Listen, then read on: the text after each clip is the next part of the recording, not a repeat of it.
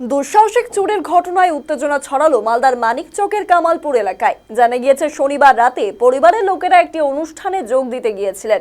এরপর পরিবারের সদস্যরা বাড়ি ফিরে এসে দেখেন সমস্ত কিছু লণ্ডভণ্ড করে চোরেরা লুটপাট চালিয়েছে। বাড়িতে মজুদ থাকা সোনা রূপোর গয়না সহ মূল্যবান সামগ্রী নিয়ে চম্পট দিয়েছে দুষ্কৃতীরা। সব মিলিয়ে প্রায় কয়েক লক্ষ টাকার ক্ষতি হয়েছে।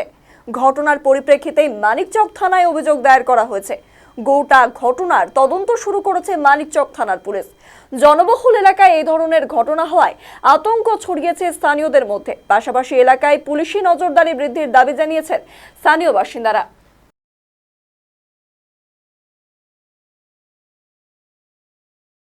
আমার হাজবেন্ড তো আছে বাইরে, ওই জন্য আমি বাড়ি ছেড়ে গেলাম, রাত্রেবেলা চুরি হয়ে গেছে। কখন জানতে পারলেন চুরি হয়েছে? এখন সকালে আসলাম, মানে লোক দেখলো কি তালা কেন ওর বাড়িতে খুলে, এসে দেখছে তো তালা ভাঙা আছে। আমি আসলাম শ্বশুর বাড়ি থেকে, এসে দেখছি তো আমার বাড়িতে সব কিছুই নাই। 10 ভরি তো মানে চাঁদি ছিল, আর সোনার মেডেল ছিল, আর 2000 টাকা এইটুকু নিয়ে গেছে, আর 5 থালা আর গিলাস নিয়ে গেছে।